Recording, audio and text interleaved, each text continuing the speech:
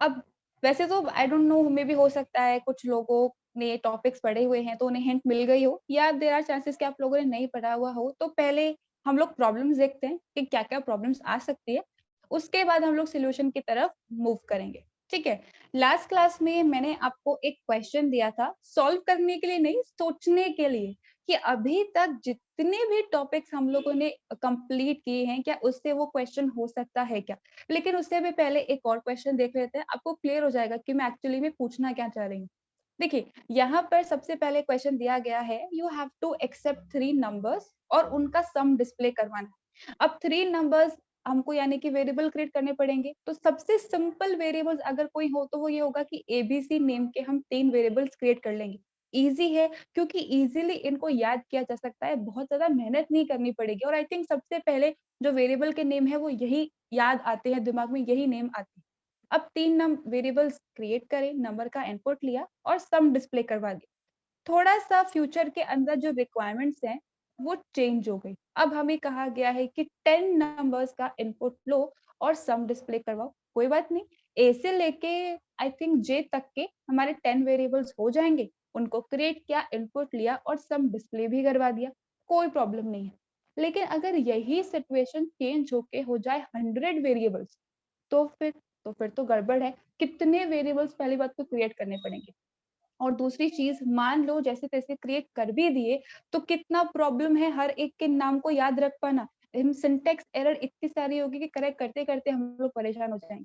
तो इसका सॉल्यूशन हमने लूप के केस में देखा है। लूप में क्या करो, 1 से लेके 100 तक का लूप चलाओ, नम के अंदर 1 बाय 1 इनपुट लेते रहो और सम डिस्प्ले करवा दो। तो जिसके लिए हमें 100 स्टेटमेंट्स लिखने पड़ रहे थे, अब वो जो हमारा प्रोग्राम है, आई थिंक 7 या 8 स्टेटमेंट्स के अंदर ही कंप्लीट हो जाएगा। बहुत ज़्यादा उसमें मेहनत नहीं करनी पड़ेगी, हमारा टाइम भी सेव होगा और अननेसेसरी मेमोरी भी ऑक्यूपाई नहीं होगी।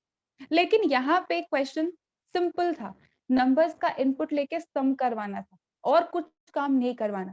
अब इस सिचुएशन को और क्वेश्चन को, दोनों को चेंज करते हैं, जो कि मैंने आप लोगों से पूछा था लास्ट क्लास में कि आप सोच के आइएगा। तो हो सकता है कुछ लोगों ने ट्राई किया हो सॉल्व करने का, हो सकता है नहीं किया हो। 10 नंबर्स आपको एक्सेप्ट करने हैं और उनको रिवर्स ऑर्डर में डिस्प्ले करवाना है। मतलब 10 नंबर्स का मुझसे इनपुट माँगा जाएगा, तो मैं कुछ इस तरीके का इनपुट दे रही हूँ, 1 2 3 4 5 6 7 8 9 10। अब रिवर्स ऑर्डर का मतलब क्या है कि कंप्लीट नंबर रिवर्स होके 1 बाय 1 डिस्प्ले हों, यानी कि 10 9 8 7 6 5 4 3 2 एंड 1।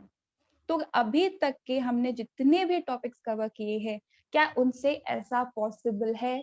कर सकते हैं हम ऐसा या नहीं कर सकते? रेज़ योर हैंड और आप आंसर कर सकते हैं या फिर चैट बॉक्स में भी आप टाइप कर सकते हैं, येस और नो। येस है तो क्यों और नो है तो क्यों? हुँ, एज़ आई वाज़ सेइंग कि यहाँ पे अभी तक के जितने भी टॉपिक्स हमने कवर किए हैं, जैसे कि एक इंसान ने कहा, अभी किसी ने आंसर किया कि हम लूप की हेल्प ले लेते हैं। अब लूप में सेम वही कांसेप्ट फ्रॉम 1 टू 10 अगर मैं लूप चलाती हूँ, 1 बाय 1 में इस नम नाम के वेरिएबल के अंदर अगर इनपुट लेती हूँ, तो विद एवरी आइटरेशन जो मेरी प्रीवियस वैल्यू है, वो लॉस हो रही है। अब जब मेरी वैल्यू लॉस हो चुकी है, तो मैं इसको फ्यूचर में कभी काम में ले ही नहीं पाऊँगी, क्योंकि तो वो पहले ही गुम हो चुका है।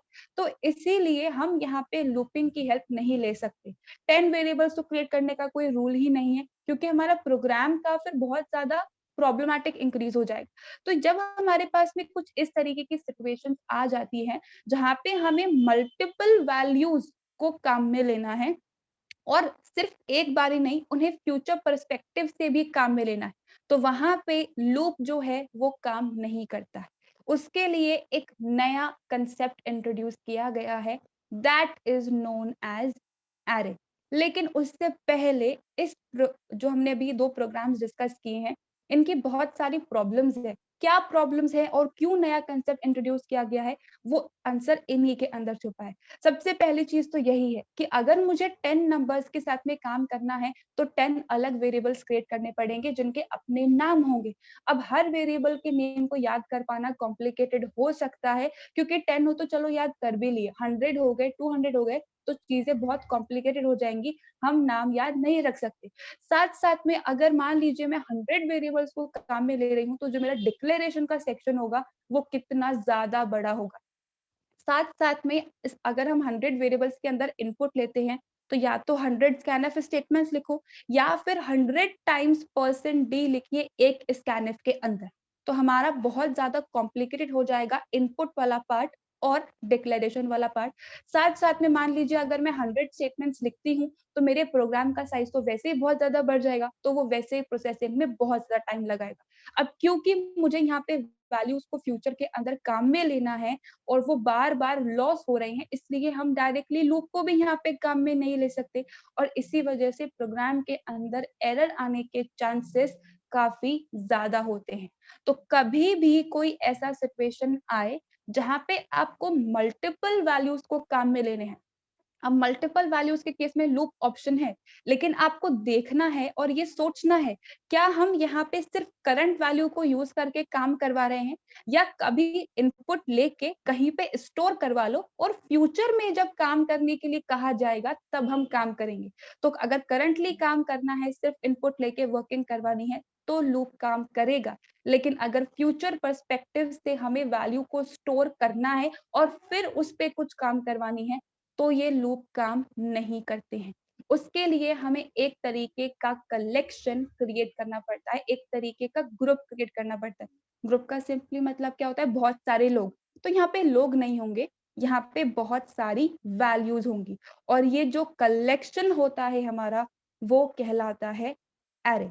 अब वो क्या है, कैसे काम करता है, किन टाइप की वैल्यूज की हम बात कर रहे हैं, वो हम आगे डिस्कस करेंगे वन बाय वन। अब अभी तक की जो स्टोरी मैंने बताई है, उसमें किसी को कुछ कंफ्यूजन है तो please raise hand.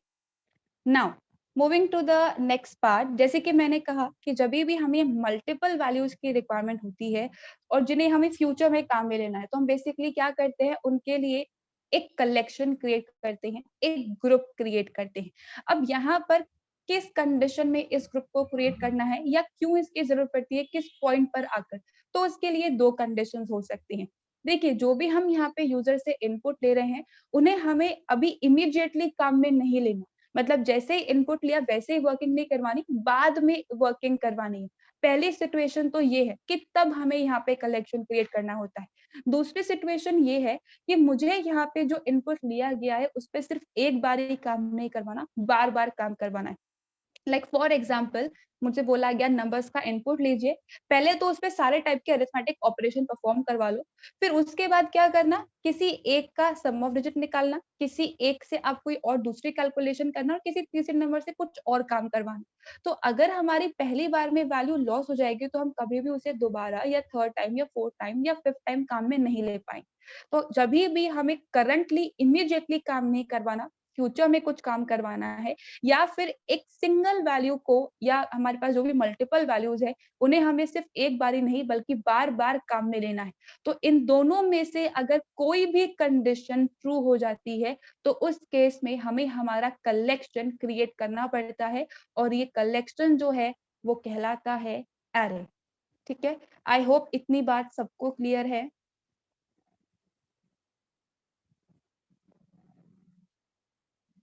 Alright then let's move with the actual part. देखिए, यहाँ पे जब हम लोगों ने स्टार्टिंग में डेटा टाइप्स वाले पार्ट कवर किया था, तब मैंने डेटा टाइप्स को दो कैटेगरीज के अंदर डिवाइड किया था। एक था हमारा फंडामेंटल जो प्रिमिटिव होते हैं और एक था हमारा नॉन प्रिमिटिव या फिर डिराइव्ड जिन्हें हम कहते हैं। तो जो एरे है हमारा, वो एक तरीके का डिराइव्ड डेटा टाइप है। प्रिमिटिव क्या होते हैं, जो पहले से हमारे पास में अवेलेबल है, like int, float, char, double, long, like that.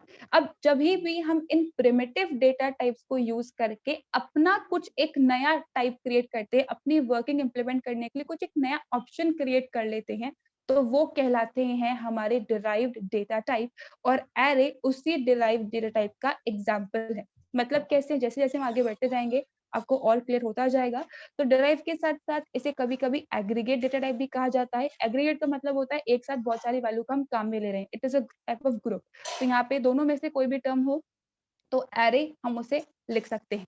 अब यहाँ पे प्रिमिटिव डेटा टाइप की अगर सिंपली मैं बात करूं, तो जैसे अभी मैंने आपको टर्म्स में एक्सप्लेन किया, मैंने एक ए नाम का वेरिएबल क्रिएट किया है। जैसे ही वेरिएबल क्रिएट करते हैं तो होता क्या है, एक मेमोरी का ब्लॉक हमारे मिल जाता है, रिजर्व हो जाती है, 2 बाइट्स की मेमोरी हमें मिल जाएगी क्योंकि इंटीजर टाइप का वेरिएबल है। अब नेक्स्ट स्टेटमेंट में मैंने इसके अंदर वैल्यू असाइन कर दी, that is a is equals to 10। तब होगा क्या, इस मेमोरी ब्लॉक के अंदर जाके 10 स्टोर हो जाएगा। अब यहाँ पर मुझे 20 वैल्यू भी स्टोर करवानी है, तो मैंने लिख दिया a इज इक्वल्स टू 20। तो इसका मतलब ये तो नहीं है ना कि 10 और 20 आपस में दोनों यहाँ पे स्टोर हो जाएंगे, नहीं, ऐसा नहीं होता है। पुरानी वैल्यू जो होगी हमारी वो लॉस हो जाएगी और नई वैल्यू जो है वो उसके अंदर जाके असाइन हो जाएगी।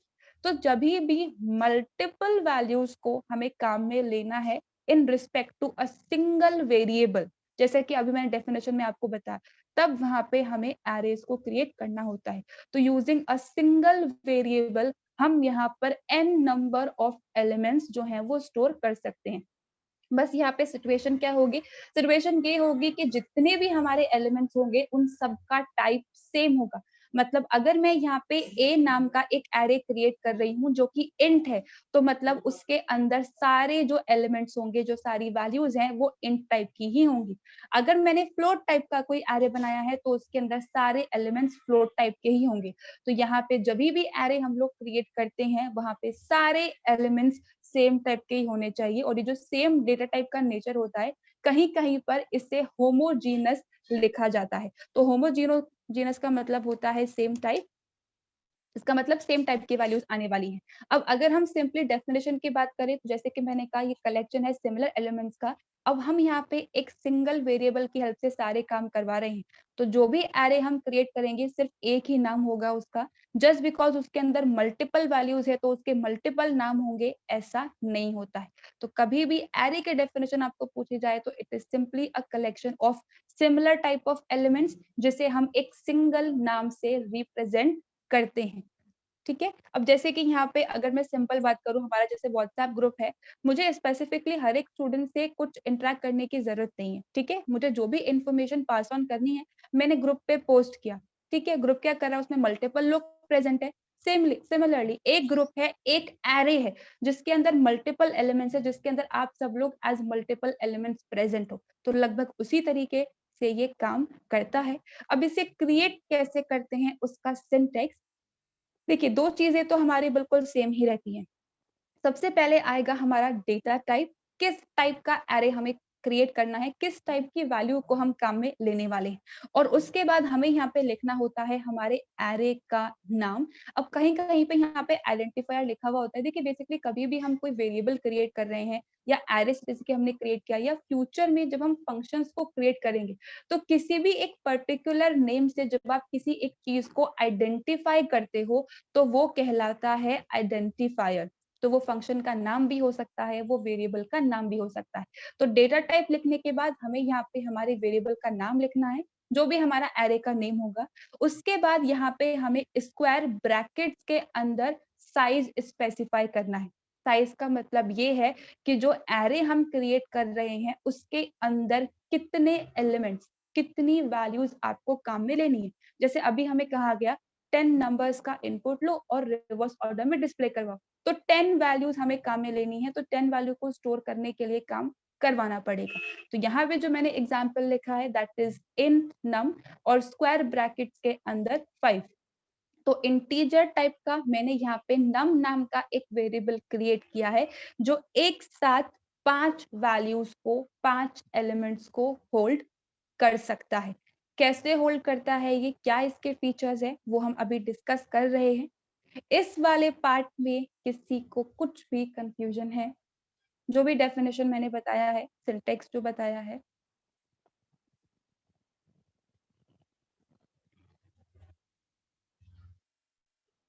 Okay, now moving on to the next part. देखिए अब जो यहाँ पे हम पॉइंट डिस्कस करने वाले हैं, सब लोग ध्यान से सुनिएगा वन बाय वन। किसी को कुछ भी प्रॉब्लम आती है उसी टाइम पे आप रेज हैंड कर देना। और ये जो कैरेक्टरिस्टिक्स ऑफ एरे अब हम स्टार्ट कर रहे हैं, थ्योरेटिकल एग्जाम के अंदर इससे रिलेटेड क्वेश्चन आ जाते हैं। प्रैक्टिकल में हो सकता है पूछे, नहीं भी पूछे, चांसेस नहीं है ज्यादा, लेकिन थ्योरेटिकल एग्जाम के अंदर क्वेश्चन आ जाते हैं। राइट कैरेक्टरिस्टिक ऑफ एरे और how to identify array, something like that.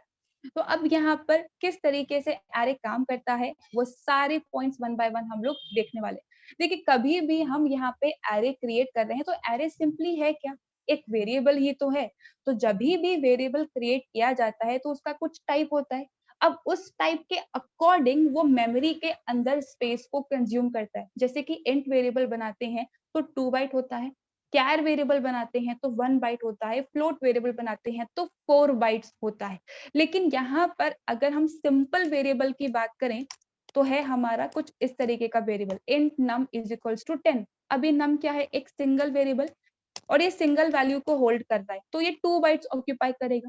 लेकिन यहाँ पे जो हमारा नम वेरिएबल है वो 5 वैल्यूज को होल्ड कर रहा है और हर एक वैल्यू को होल्ड करने के लिए जब 2 बाइट्स की रिक्वायरमेंट है तो 5 वैल्यूज को होल्ड करने के लिए कितनी बाइट्स की रिक्वायरमेंट होगी, 10 बाइट्स की रिक्वायरमेंट होगी। तो कभी भी अगर आपसे ये पूछ लिया जाए कि ये मेरा सिंटेक्स है, मैंने एरे को क्रिएट किया है, अब मुझे ये बताओ कि एरे जो है वो मेमोरी के अंदर कितनी स्पेस, कितने बाइट्स ऑक्यूपाई करेगा, तो उसके लिए हमारे पास में कुछ इस तरीके का फॉर्मूला यहाँ पे अवेलेबल है।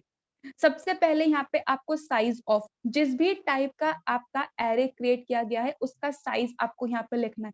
तो करंटली हमारे पास में इन टाइप का एरे है तो साइज ऑफ इंट क्या होता है, 2, वो मैंने यहाँ पे लिख दिया।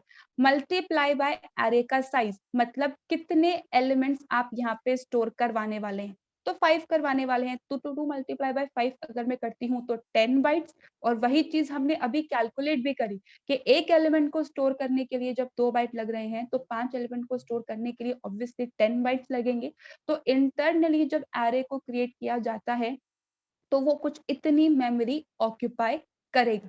कैसे कैलकुलेट करते हैं, उसके लिए जनरल फॉर्मूला अप्लाई करके फेच किया जा सकता है। हो सकता है 1 मार्क्स के अंदर भी ये क्वेश्चन पूछ लिया जाए, बाकी इट्स बेसिक। इस तरीके का फॉर्मूला हम लोग अपनाते हैं। अब फर्स्ट पॉइंट के अंदर किसी को कुछ कंफ्यूजन?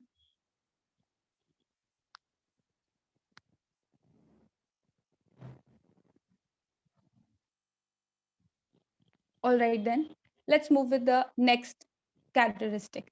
देखिए जब भी हम यहाँ पे किसी भी तरीके का वेरिएबल क्रिएट करते हैं, मान लीजिए मैंने यहाँ पे 3 वेरिएबल क्रिएट किए हैं इन a comma b comma c, ठीक है।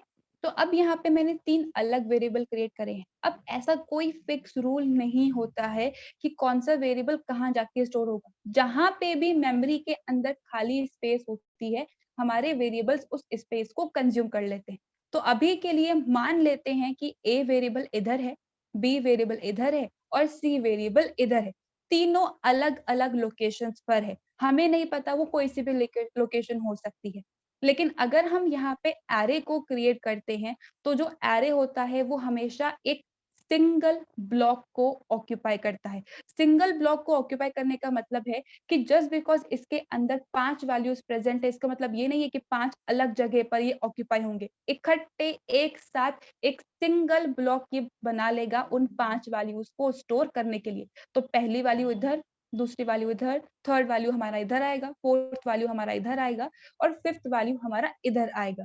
अब मान लीजिए यहाँ पे 6 एलिमेंट्स का एरे होता, 7 एलिमेंट्स का एरे होता तो 6 वाला इधर आ जाता, 7 वाला एलिमेंट हमारा इधर आ जाता। तो जितना भी हमारा एरे होता है वो मेमोरी के अंदर एक साथ इकट्ठा कंटिन्यूअस मेमोरी एक के बाद वो ऑक्यूपाई करता है। अब देखिए यहाँ पे मेमोरी खाली है और यहाँ पे भी मेमोरी खाली है, पर यहाँ पे सिर्फ 4 बाइट्स है और यहाँ पे सिर्फ 4 बाइट्स है, लेकिन मुझे तो टोटल 10 बाइट्स की मेमोरी चाहिए। तो जहाँ पे भी इकट्ठी 10 बाइट्स की मेमोरी एक साथ प्रेजेंट होगी, ये वहीं पे जाके एक सिंगल ब्लॉक क्रिएट कर लेगा। अब यहाँ पर जो ये हमारा ब्लॉक होता है, हर एक ब्लॉक में ये जो छोटे-छोटे पार्ट्स आपको दिख रहे हैं, इंडिविजुअल जो ये आपको स्पेसेस दिख रही हैं, ये कहलाते हैं हमारे सेल्स। हर एक सेल के अंदर जाके हमारी वैल्यू स्टोर होती है।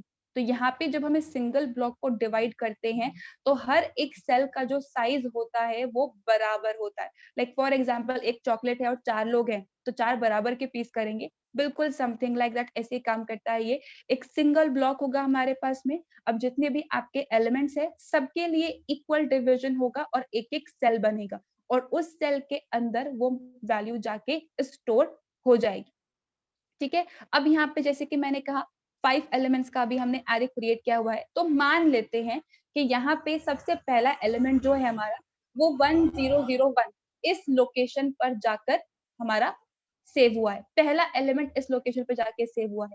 अब हर एक जो हमारा एलिमेंट है, जो हमारी वैल्यू है, वो 2 बाइट ऑक्यूपाई कर रही है। तो 1001 और 1002, तो इसने ऑक्यूपाई कर लिया।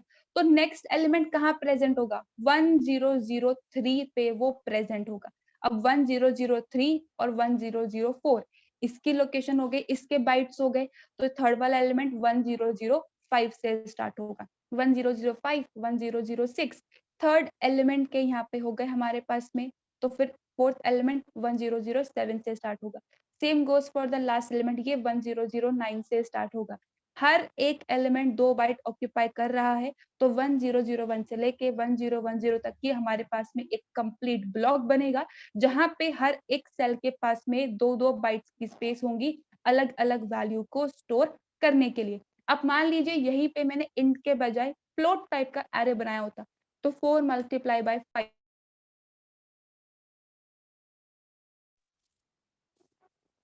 जैसे कि सॉरी गाइस थोड़ा सा डिस्टर्बेंस हो गया था। जैसे कि मैं कह रही थी कि फ्लोट टाइप का मान लीजिए हमने एरे क्रिएट किया है, तो जो हमारा टाइप का साइज है मल्टीप्लाई बाय जो हमने एरे के अंदर वैल्यूज का काउंट लिखा है, तो 20 बाइट से ऑन टोटल कंज्यूम करता, तो उस केस में 20 ब्लॉक्स, 20 बाइट्स का एक सिंगल ब्लॉक करना है। अब उसे अगर डिवाइड करेंगे तो 4 के 5 सेल्स हमारे पास में क्रिएट हो जाएंगे। तो इसी तरीके से यहाँ पे क्रिएशन होता है एरे का और डिविजन होता है स्पेसेस का।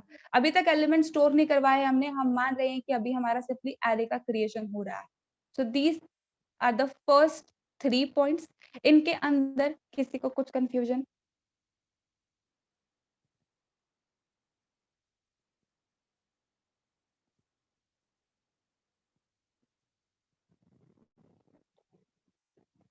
ना, अब थर्ड पॉइंट तक हम लोग ने डिस्कस कर लिया है कि ब्लॉक जो है हमारा वो सेम पार्ट्स के अंदर डिवाइड होता है और हर एक जो हमारा पार्ट है हम उसे सेल कहते हैं। अब यहाँ पे एरे जो है हमारा, जैसे कि मैंने कहा सारे एलिमेंट्स जो है हमारे वो सेम डेटा टाइप के होंगे। ऐसा नहीं है कि एक जगह पर इंटीजर वैल्यू है तो दूसरी जगह पर फ्लोट होगा, तीसरी जगह पे कैरेक्टर होगा। Each and every value is of same type. Now the next point, जैसे कि मैंने कहा जब भी हम एरे को क्रिएट करते हैं तो हर एक जो हमारा एलिमेंट है वो अलग अलग जाके स्टोर नहीं होता, इकट्ठे एक साथ मेमोरी के अंदर आते हैं, और ये जो कंटिन्यूस ऑक्यूपेशन ऑफ मेमोरी होता है ये कहलाता है कंटीजियस मेमोरी लोकेशन। तो कभी भी एरे को अगर हम क्रिएट करते हैं तो कंटीजियस का मतलब एक साथ कंटिन्यूस मेमोरी वो ऑक्यूपाई करेगा। ये है इन दोनों पॉइंट्स का मतलब। अब यहाँ पर एक और थोड़ा सा प्रॉब्लम है। मैं यहाँ पे अगर मुझे नम वेरिएबल की वैल्यू जो है उसको एक्सेस करना है मान लीजिए, तो मैं सिंपली लिख देती हूँ यहाँ पे printf %d num, तो 10 हमारे पास में प्रिंट हो जाएगा। लेकिन यहाँ पर हमारे पास में 5 एलिमेंट्स हैं। अब 5 एलिमेंट्स को कैसे डिफरेंशिएट करेंगे, कैसे पता लगाएंगे कि कौन सा वैल्यू कहाँ है कौन सा वैल्यू नहीं है? हर एक लोकेशन पर अलग अलग एलिमेंट तो है, लेकिन कैसे आइडेंटिफाई करेंगे? जैसे कि बिल्कुल वैसे मान लीजिए कि एक पर्टिकुलर इंसान है, 5 उसने नकली पासपोर्ट बना रखे, कौन सा असली कौन सा गलत कैसे पता पड़ेगा? कैसे आइडेंटिफाई करें? तो सेम वही कांसेप्ट है। जभी भी हम किसी भी तरीके का कलेक्शन बनाते हैं, तो यहाँ पे हर एक एलिमेंट को या हर एक सेल को आपस में डिफरेंशिएट करना बहुत ज़रूरी है, क्योंकि सारे एलिमेंट्स जो हैं वो एक सिंगल नेम से ही रिप्रेजेंट किए जा रहे हैं। तो ये जो डिफरेंशिएशन होता है हर एक एलिमेंट का, वो किया जाता है on the basis of a unique unsigned integer number. मतलब यहाँ पर होगा क्या हमारे पास में अलग-अलग तरीके की इंडेक्स नंबर